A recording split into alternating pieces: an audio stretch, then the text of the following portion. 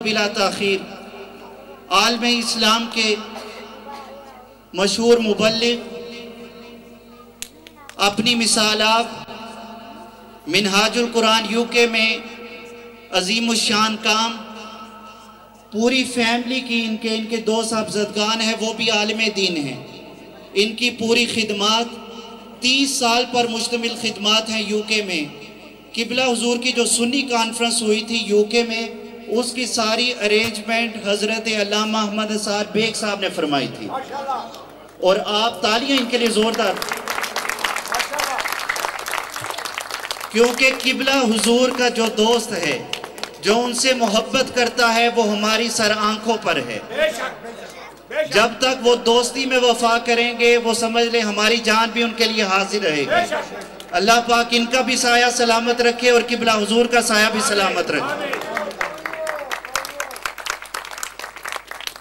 اب میں دعوت دوں گا حضرت علامہ مناظر اسلام، مبلغ داعی اسلام حضرت علامہ احمد نثار بیگ صاحب کو، کہ وہ اپنے مخصوص انداز میں ہمارے ساتھ گفتگو فرمائیں۔ نعرہ تکبیر، نعرہ رسالت، نعرہ حیدری، حضرت علامہ احمد نثار بیگ صاحب۔ نحمدہ ونصلی ونسلم علی رسولہ الکریم، اما بعد۔ اعوذ باللہ من الشیطان الرجیم، بسم اللہ الرحمن الرحیم۔ انما یخشی اللہ من عبادہ العلماء۔ صدق اللہ مولانا العظیم۔ ان اللہ وملائکتہ یصلون علی النبی یا ایھا الذین آمنوا صلوا علیہ وسلموا تسلیما۔ اللہم صل علی سیدنا و مولانا محمد۔ مزہ نہیں آ رہا؟ اللہم صل علی سیدنا و مولانا محمد وعلی سیدنا الصلاة والسلام علیکہ یا سیدی یا رسول اللہ وعلی آلہ و اصحابہ یا سیدی یا حبیب اللہ۔ بلغ العلا بکمالہ، کشف الدجا بجمالہ، حسنت جمیع خصالہ، صلو علیہ وآلہ۔ سبحان اللہ۔ انتہائی واجب الاحترام منتظمین حضرات، بالخصوص صاحبزادہ سید محمود شاہ صاحب، علامہ محمد ادریس صاحب، حافظ محمد سجاد صاحب، اور صبح سے میرے ساتھ قدم قدم چلنے والے ہمارے بھائی غلام محی الدین صاحب، اور آپ کے ڈنمارک کی، میں کوپن ہیگن نہیں کہہ رہا ہوں، ڈنمارک کی رونق ہمارے راجہ محمد افضل صاحب۔ کیا جو شیلے لوگ آپ کے ساتھ ہیں، اور اس منہاج القرآن کی رونق بڑھانے والے، اور صبح و شام ان کے لیے محنت کرنے والے لوگ، اور کتنے حضرات ہیں یہاں پر۔ بہت خوشی ہوئی تمام رہنماؤں کو اور تمام کارکنوں کو مل کے، اور اس سے زیادہ بڑی خوشی یہ ہے کہ میں آج دوسری مرتبہ منہاج القرآن کے رہنماؤں اور کارکنوں کے ساتھ مل کے آپ حضرات کے قائد کو دل کی گہرائیوں سے ان کے یوم پیدائش پر خراج محبت اور خراج عقیدت اور خراج تحسین پیش کر رہا ہوں۔ آپ سب حضرات کو، خواتین کو، مردوں کو، بچیوں کو آپ کے قائد کے یوم پیدائش پر مبارکباد ہو، اور دعا کریں گے کہ پاک پروردگار ان کی زندگی کا ہر دن اتنا صحت اور تندرستی کے ساتھ ہو کہ جو ان کے دل میں امنگیں ہیں، ارادے ہیں، نبی اکرم نور مجسم صلی اللہ علیہ وآلہ وسلم کے دین کو دنیا میں پھیلانے کے، اللہ کریم وہ ارادے پورے فرما دے۔ معزز حضرات، ہم لوگ اس مزاج کے ہوتے ہی کہ ہم چما دیگرے نیست، ہمارے جیسا اور کوئی نہیں، ہم اس بیماری کے شکار ہوتے ہیں۔ ہر عالم، ہر مقرر، ہر خطیب، یہ سب کو ہوتی ہے کہ میرے جیسا کوئی مقرر نہیں، میرے جیسا کوئی خطیب نہیں، میرے جیسا کوئی عالم نہیں، اور ہم لوگ بھی اس بیماری کا شکار تھے، شاید اب بھی۔ ہماری مرکزی جماعت اہل سنت جن کا بھی وہ ذکر کر رہے تھے، ہم نے 1979 میں انگلینڈ میں اس کی تشکیل کی، مگر میری ذاتی زندگی جب تحریکی بنی، جیسے آپ کی منہاج القرآن تحریک ہے، جب میں تحریک میں شامل ہوا اور ایک ایکٹیو لائف میں آیا، تو یہ پہلا میرا موقع تھا جب 1970 میں ٹوبا ٹیک سنگھ میں کانفرنس ہوئی، سنی کانفرنس۔ تو میں اس وقت 26 ایئر اولڈ تھا، 26 سال صرف۔ تو ہم راول پنڈی سے 2 افراد گئے، 2 ساتھی تھے ہم۔ اس وقت میں ایم اے اسلامک اسٹڈیز کی پنجاب یونیورسٹی میں تیاری کر رہا تھا، اور آپ کو پتہ ہے پاکستان کی تاریخ میں 1970 بڑا ہی انقلابی، اور یہی وہ سال ہے جس میں ملک 2 لخت بھی ہوا، پھر جنگ ہوئی، کیا کیا حالات ہوئی، تو بڑا عجیب و غریب۔ اور پھر اس کے بعد جو ہمارے سنت والجماعت کے لیے جو 1970 کا عشرہ ہے، یہ سارے کا سارا بڑا ہی تحریکی تھا، اور ہمارے سنیت میں یہ ایک انقلابی 10 سال گنے جاتے ہیں۔ تو وہاں پر میں نے پہلی دفعہ کانفرنس میں شرکت کی، اور اس کے بعد میری زندگی خدا کے فضل و کرم سے ایک تحریک کے طور پر چلتی رہی، اور آج تک میں ایک ایکٹیو لائف گزار رہا ہوں۔ لگتا تو نہیں ہوں ہمارے راجہ افضل صاحب کی طرح میں بھی سدا بہار آدمی ہوں، مگر عمر کے لحاظ سے میں اب 71 ہو گیا ہوں۔ کوئی نہیں کہتا کہ میں 71 کا ہوں، لیکن میں کہتا ہوں میں 71 کا ہوں۔ کہتے ہیں نہیں کتر بتر والا، وہ کترا بترا ہمارے یہاں پنجابی میں کہتے ہیں، تو میں کترا بتروں میں ہوں، اس لیے بعض یاداشت جو ہے وہ اس طرح سے ساتھ نہیں دیتی جو کبھی ہماری تقریروں کا زیور ہوتی تھی۔ تو اس وقت سے چلتے چلے آ رہے ہیں تحریکی لائف۔ دیکھیے میں ایسی جگہ پر آج کھڑا ہوا فخر محسوس کر رہا ہوں کہ جو لوگ پیسیو نہیں ہیں، ایکٹیو لوگ ہیں۔ میں بہت مصروف تھا جب مجھے غلام محی صاحب نے فون کیا، پھر شاہ صاحب کا فون کیا، اور پھر مجھے وہ وقت مانگا گیا، تو جب بات یہ چلی، مجھے اس وقت تک ذہن میں نہیں تھا کہ 19 فروری پچھلے سال تو میں شریک ہوا برمنگھم میں بھی اور بریڈ فورڈ میں بھی، لیکن ذہن میں نہیں تھا۔ جب پتہ چلا تو مجھے بہت، تو آپ اندازہ لگا سکتے ہیں کہ جس آدمی کی ساری زندگی تحریک میں گزری ہو۔ آپ کو یہ بتا رہا تھا، ایک لوگ ہوتے ہیں پیسیو، ایک لوگ ہوتے ہیں ایکٹیو۔ پیسیو بھیڑ بکریاں،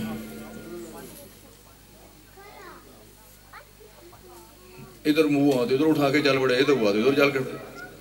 ایکٹیو ہوتا ہے کہ جو کسی خاص مقصد کے لیے اپنا دن رات قربان کر دیتا ہے۔ منہاج القرآن میں جو مجھے بات پسند آئی ہے کہ ان کا ہر کارکن ایکٹیو ہے۔ نعرہ تکبیر، نعرہ رسالت۔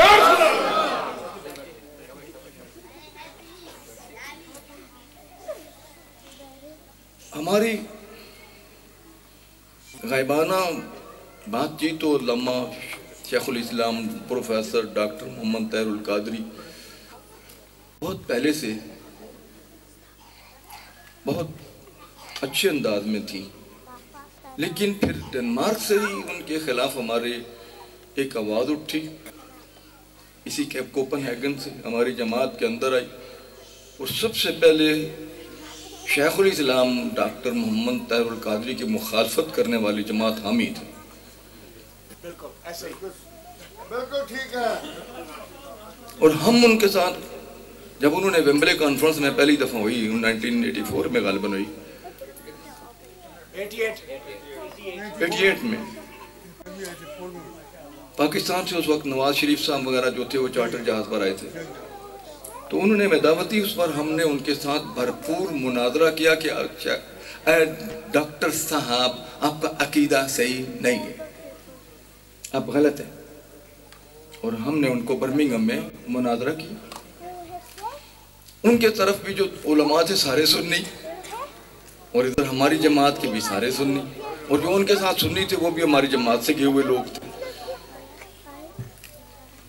تو یہ میں بتانا چاہتا ہوں کہ اس وقت یہاں سے ایک فتنہ اٹھا تھا کوپن ہیگن سے، جو اس نے پھر انگلینڈ میں چل کر ہماری ساری جماعت کو ان کے خلاف کیا، اور ہم ان کے جب یہ باتیں ہوئیں تو خلاف۔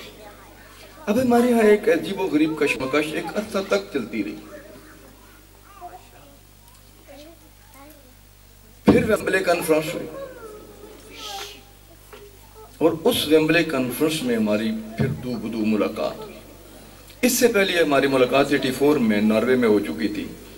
میں انگلینڈ سے آیا تھا اس کانفرنس میں شرکت کرنے کے لیے، یہ پاکستان سے تشریف لائے تھے، اور کچھ حضرات مجھے بتا رہے ہیں کہ اس میں کانفرنس میں ملاقات راجہ افضل صاحب بھی آج اس کا ذکر کر رہے تھے،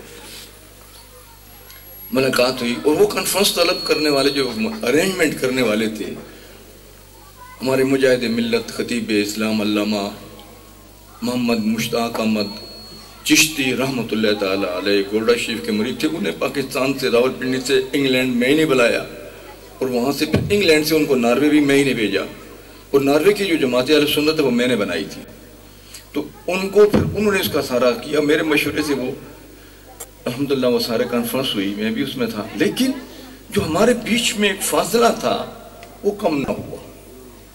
وہ علامہ طاہر القادری کے بہت گرویدہ تھے، اور ہم اتنے ہی زیادہ مخالف تھے۔ جب دوسری مرتبہ ہم ویمبلے کانفرنس ہوئی تو اس وقت پھر ہمارے ملاقات، اس ملاقات میں کچھ ہمیں ایک دوسرے کو سمجھنے کا موقع ملا۔ ہم نے قریب سے شیخ الاسلام سے بات چیت کی، اور ہمارے جو خدشات تھے ان کو ہم نے ان کے ساتھ پرکھا۔ درمیان میں اب ظاہر ہے کہ بہت بڑا وقت گزر چکا ہوا تھا،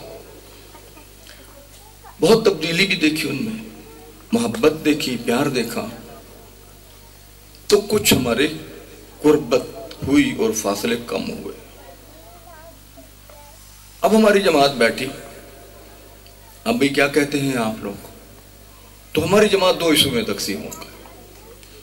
ایک حصے میں میں اور میرے ساتھی تھے، ایک حصے میں دوسرے تھے کہ جی نہیں آپ بہت جلدی متاثر ہو گئے ان سے، اور ہم نے ان میں کوئی ایسی تبدیلی نہیں دیکھی وغیرہ وغیرہ، اور جو آج تک چل رہا ہے۔ میرے بارے میں بالخصوص یہ کہا جاتا ہے کہ میں ایک بٹر مقرر ہوں، تلخ نوا ہوں، اور تنقید کرتا ہوں، اور حقیقتاً تنقید کرتے ہوئے مجھے کوئی کسی کا ڈر خوف نہیں ہوتا، جو صحیح سمجھتا ہوں وہ کہہ دیتا ہوں۔ اور چاہے وہ آپ نے دیکھا ہوگا، کچھ لوگوں کو معلوم ہوگا کہ میرے نصف صدی کے تعلقات، آدھی صدی، یہ معمولی بات نہیں، عمر ہے، نصف صدی سے زیادہ کے میرے تعلقات۔ جب دیکھا کہ یہاں پر سچائی کدھر ہے، انا پرستی کدھر ہے، پرسنالٹی کے لیش کہاں ہے، اور خدا واسطے کی بات کدھر ہے، دین کدھر ہے اور دنیا کدھر ہے، خدا کی محبت کدھر ہے اور اپنے نفس کی محبت کدھر ہے، تو پھر اس وقت ہم نے فیصلہ کیا کہ ہم نفس کی محبت کو خدا کی محبت پر قربان کر کے شیخ الاسلام کا ساتھ دیں گے۔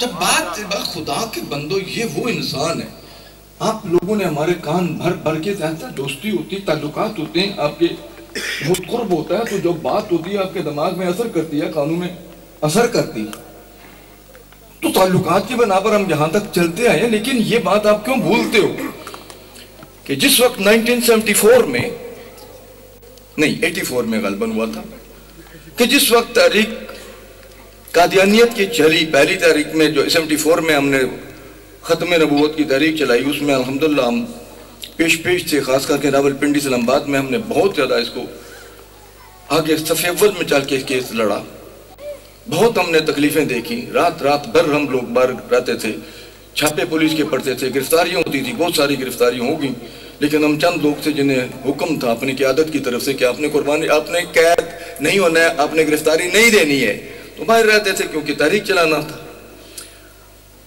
پھر جب ضیاء الحق کا وقت آیا اور یہ پھر تحریک چلی کہ یہ جو قادیانی، ان قادیانیوں کو یہ حق نہیں ہے کہ یہ مسلمانوں والے شعار وہ استعمال کریں. مسلمان مسجد کہتے ہیں، اب جب مسلمان نہیں ہے تو پھر ان کو کیا حق ہے کہ اپنی عبادت گاہ کا نام مسجد رکھیں؟ یہ جب انہوں نے اپنا الگ نبی کھڑا کر لیا تو ان کو کیا حق ہے کہ اپنے عبادت گاہ کے باہر میں لا الہ الا اللہ محمد رسول اللہ لکھے؟ تو اللہ حاضر کے ان کی وہ جو ایسے شعار تھے جو مسلمانوں کے ساتھ مشترک تھے، اس کے خلاف تحریک چلی تھی. مقدمہ ہائی کورٹ میں گیا اور ہم ہر روز ہائی کورٹ کی کارروائی کو اخباروں میں دیکھتے، اور ایک دن ہم نے دیکھا، اس دن ہمیں زیادہ توجہ اس پر تھی کہ مجاہد ملت حضرت علامہ مولانا عبدالستار خان نیازی رحمۃ اللہ تعالی، اس دن انہوں نے ہائی کورٹ میں بیان دینا تھا، اور ہم سب لوگوں کے کان کھڑے تھے کہ یہ وہ شخص ہے جس نے 1952 میں سب سے زیادہ تحریک ختم نبوت میں کام کیا، اور یہی وہ شخص تھا جس کو پھانسی کی سزا ہوئی. ایک بار کسی نے پوچھا کہ آپ کی عمر کتنی ہے؟ کہتے ہیں 3 دن. اللہ کو پیارا ہو گیا وہ شخص. ساری زندگی شادی نہیں کی کہ میں کہیں شادی کو دنوں میں الجھ جاؤں گا، میرے نبی کا دین پیچھے رہ جائے گا. دین پہلے ہے، میری دنیاوی زندگی پیچھے ہے، اور آخر تک اللہ کے دین کے لیے لڑتا رہا. عمر کتنے کا؟ 3 دن. یہ کیسے 3 دن؟ سفید ریخیاں. اور میں 3 دن میرے کام کے وہ 3 دن ہیں جب مجھے پھانسی کا حکم ہوا، اور 3 دن میں اس کال کوٹھڑی میں رہا کہ فلاں تاریخ کو مجھے پھانسی دی جائے گی، تو 3 دن اس کوٹھڑی میں رکھا گیا کہ وہاں سے نکال کے پھر مجھے سیدھا سارا پھانسی پہ لٹکایا جائے گا. وہ 3 دن مجھے زندگی بھر، اصل میری قیمت وہی 3 دن ہے. تو یہ باتیں تھی جو ہمارے دلوں میں بڑی ان کی محبت تھی، اور آج بھی ہے. تو یہ تھا کہ کل علامہ عبدالستار خان نیازی کا بیان ہوگا ہائی کورٹ میں. سب پورے پاکستان میں کان کھڑے تھے. لیکن اگلے دن پتا چلا کہ مولانا عبدالستار خان نیازی نے بیان نہیں دیا. ارے کیوں نہیں دیا؟ پر میں اس کے لیے کہ پہلا وقت جو تھا اس کا، وہ ایک نوجوان وکیل ہیں، عالم دین بھی ہیں، علامہ طاہر القادری، ان کا تھا. لیکن علامہ طاہر القادری نے ہائی کورٹ میں کیس اس طرح سے لڑا کہ جب ان کا وقت ختم ہوا، بریک ہوئی، اور اس کے بعد علامہ عبدالستار خان نیازی کا بیان شروع ہونا تھا، انہوں نے اس پر اپنے دلائل دینے تھے، تو ہائی کورٹ کے ججز کے سامنے علامہ عبدالستار خان نیازی یہ فرماتے ہیں کہ اگرچہ اب میرا وقت ہے اور دنیا بھر میری دلائل سننے کے لیے اس وقت انتظار میں ہے، مگر میں نے جو اس نوجوان کو نبی اکرم صلی اللہ علیہ وآلہ وسلم کے ختم نبوت کا کیس لڑتے دیکھا، میں یہ دن بھی، یہ باقی دن بھی میں اس کے حوالے کرتا ہوں. علامہ طاہر القادری کیس لڑے گا.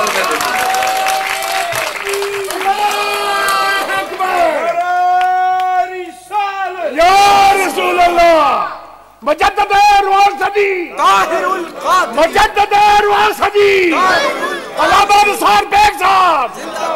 پہلی 4 لائنیں بول رہی ہیں، پچھلے تو روٹے ہوئے. کیا ناراضگی ہے بھائی؟ میرے ساتھ ہے یا شیخ الاسلام کے ساتھ؟ راجہ صاحب نعرہ لگائیں، میں پچھلوں کو بھی سنوں. مجدد روان صدی، مجدد روان صدی، مجدد روان صدی. اختلاف ہے، نعرہ تکبیر سے تو اختلاف نہیں ہے. نعرہ تکبیر، نعرہ رسالت، نعرہ حیدری، نعرہ حیدری، نعرہ حیدری. ہاں جی ماشاءاللہ. ہمارے پاس لوگ ہیں نا راجہ صاحب، شرماتے ہیں، شرماتے ہیں. ہمارے مولانا صاحب نے کہا نوجوان کو، ابھی آپ کا یہ نوجوان نعت پڑھ رہا تھا حضرت شیخ الاسلام کی لکھی ہوئی، میں بڑی مشکل سے اپنے جذبات پر قابو پا رہا. تو مولانا صاحب نے کہا بیٹے اذان دے دو.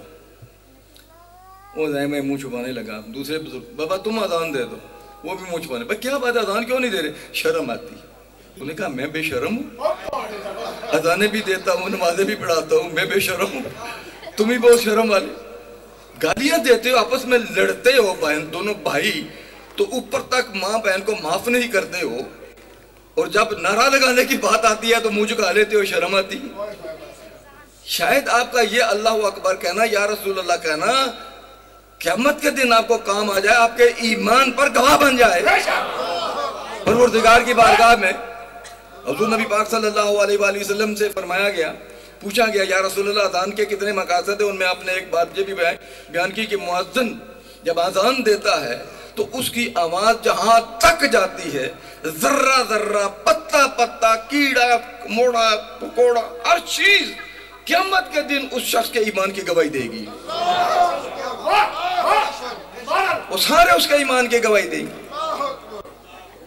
دوسرا فرمایا جس وقت تم ذکر کرتے ہو، بلند آواز سے ذکر کرتے ہو، تو جہاں تک آپ کے ذکر کی آواز جاتی ہے وہاں شیطان بھاگتا بھی ہے، بھاگتا بھی ہے، وضو ٹوٹ رہا ہوتا ہے اس کا اور بھاگ رہا ہوتا ہے، تو آپ کو شیطان کو بھگانے میں کیا پرابلم ہے؟ اور ایک تو پتہ ہے، ایک رائٹ سائڈ میں بھی ایک لکھ رہا ہے، ایک لیفٹ سائڈ میں بھی لکھ رہا ہے۔ جس وقت آپ اللہ اکبر کرو گے تو یہ زبان سے تو یہ لکھے گا، یہاں چپ بیٹھے رہو گے تو شاید وہ نہ لکھے۔ نعرہ تکبیر! نعرہ تکبیر! نعرہ تکبیر! نعرہ رسالت! نعرہ رسالت! ماشاءاللہ، کیا بات! ہمارا پہلی مرتبہ ہمارے دلوں میں، دماغوں میں ایک نام آیا، وہ تھا علامہ ڈاکٹر محمد طاہر القادری۔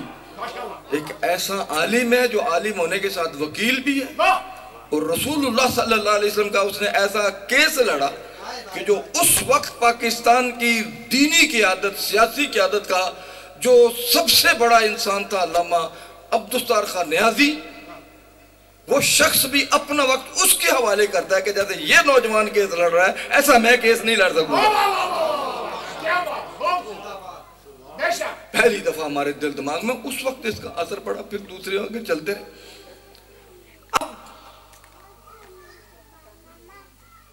تحریک چلی پاکستان میں، اور ہم لوگ یہاں پر بیٹھے ہوئے اپنے ٹی وی میں دیکھ رہے ہیں، اور دیکھا کہ حکومت نے شیخ الاسلام کا مارچ روکنے کے لیے سیاسی لیڈر بھی بھیجے اور اشرفیہ کے لوگ بھی بھیجے، امیر لوگ بھی بھیجے، آج کل بڑا نام ہے، اور ہم لوگ دیکھ رہے ہیں کہ یہ تحریک چل رہی ہے، اور اس وقت ٹی وی، سب ٹی وی پر وہی چل رہا ہے۔ ہم نے ایک دوسرے کو ٹیلی فون کر رہے ہیں، بابا وہ ٹیلی فون جلدی جلدی جدھر بھی ہو چھوڑو اور گھر پہنچنے والی بات کرو، ٹی وی آن کرو، جہاں بھی ہو ٹی وی آن کرو، فلاں چینل پر یہ پروگرام چل رہا ہے اور بڑا زبردست پروگرام چل رہا ہے، دیکھو کیا ہو رہا ہے۔ ہم دیکھ رہے ہیں، اور اس وقت دیکھا کہ پورا انٹرنیشنل میڈیا اس کو کوریج دے رہا ہے، اور اس میں ایک طرف سیاسی قائدین، آپ سب کو پتہ ہے، بیٹھے، اور وہ امیر ترین آدمی پریزیڈنٹ کا بھیجا ہوا وہ بھی آدمی موجود ہے کہ کسی طریقے سے ان کو لاہور سے اسلام آباد تک ڈی چوک میں دھرنا دینے سے روکنے کے لیے اپنا سر رسوخ استعمال کرو۔ تو یہ لوگ ادھر بیٹھے ہوئے ہیں، اور یہ رہنما، آپ کا قائد، ہمارا یار، ہمارے دل کی گہرائیوں میں بسنے والا علامہ طاہر القادری، اس نے سارے میڈیا کو اکٹھا کر لیا، اور وہاں پر اکٹھا کر کے انہیں کہتے ہیں یہ لوگ آئے ہیں مجھے خریدنے کے لیے، اور انہیں یہ معلوم نہیں ہے، یہ پہلی دفعہ میں نے سنا، جب انہیں یہ معلوم نہیں ہے کہ میں غوث الاعظم شیخ عبد القادر جیلانی کا مرید ہوں، یہ مجھے تو کیا میرے بوٹ کا تسمہ بھی نہیں خرید سکیں گے۔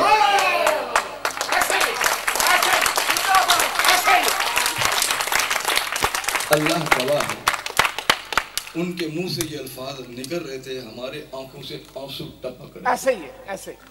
ہم لوگ جذباتی نہیں ہو سکتے، ہمیں بہت کام کرنا ہوتا ہے، بہت کام کرنا ہوتا ہے، جذبات کو بڑا قابو میں رکھنا ہوتا ہے۔ گھر والے سارے اکٹھے اور حیران ہو رہے ہیں کہ میں رو رہا ہوں، میرے آنسو نہیں رک رہے، اور ایک دوسرے کو ادھر فون آ رہا ہے، یہ سنا آپ نے، یہ سنا ہے، ہمارے علماء میں فون، پورے انگلینڈ میں فون چل رہے ہیں۔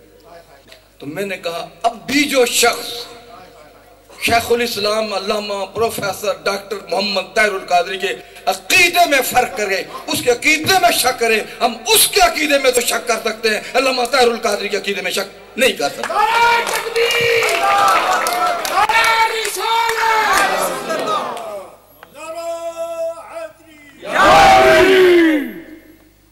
اتنا بڑا قد ہو جائے، اتنی قداور شخصیت بن جائے، نیشنل سے ایک انسان انٹرنیشنل سطح پر چلا جائے، لوگ تو اپنے باپ کو پہچاننے سے انکار کر دیتے ہیں۔ ہمارے ایک بات مشہور تھی، ایک صوبیدار صاحب تھے، اس کے والد صاحب ملنے چلے گئے، وہ کسی نے کہا یارو تیرے والد صاحب آ رہے ہیں، کتنے وہ کہ نہیں تو میرے والد نہیں، بیچارہ سیدھا سارا تہ بند باندھا ہوا، قمیض اوپر سر میں پگڑی، تو اسے اپنی حد تک لگی میں صوبیدار ہوں، ابھی کوئی شکر ہے افسر نہیں تھا، کہتے یہ جو آ رہا ہے یہ ہمارے گاؤں کا ہے لیکن میرا باپ نہیں ہے۔ بہت خوب بہت خوب۔ تو ایک وہاں منچلا بھی تھا، جب باپ سے وہ ملاقات ہوئی ان کی، تو السلام علیکم کدھر آئے سو، یہ وہ بالکل اجنبیوں والی باتیں کرے، تو منچلا آدمی کہتا ہے کہ بابا آپ اس کے کیا لگتے ہیں ان صوبیدار صاحب کے؟ کہ کیوں؟ کہ یہ کہہ رہے ہیں ہم آپ اس کے گاؤں کے ہیں، آپ کے والد نہیں ہیں۔ کہ والد نہیں ہوں، اس کی ماں کا خامند ہوں، میں اس کا والد نہیں ہوں پر اس کی ماں کا خامند ہوں، اب اسے پوچھ لو کہ میں کون ہوں۔ اور وہ بابا غیرت مند تھا، اٹھ کے چل پڑا۔ تو ایک صوبیداری مل جائے تو آدمی اب زمین پر پاؤں نہیں رکھتا، باپ کو پہچاننے سے انکار کر دیتا ہے، اور جو آدمی انٹرنیشنل سطح پر پہنچ کے بھی اپنے ذات قادری لکھے، غوث اعظم کا غلام بن کے دنیا کو دکھائے کہ میں آج جس مرتبے پر ہوں مجھ پر نگاہ ہے غوث اعظم پیران پیر دستگیر کی، اس شخص کو سلام نہ کریں تو یہ بے انصافی ہوتی۔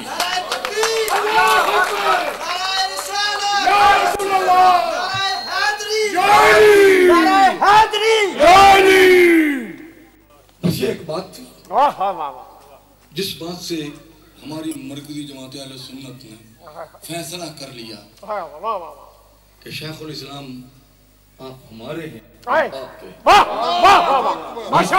انگلینڈ میں منہاج القرآن تنہا نہیں ہوگی بلکہ منہاج القرآن کے دائیں بائیں مرکزی جماعت اہل سنت کے علماء ہوں گے۔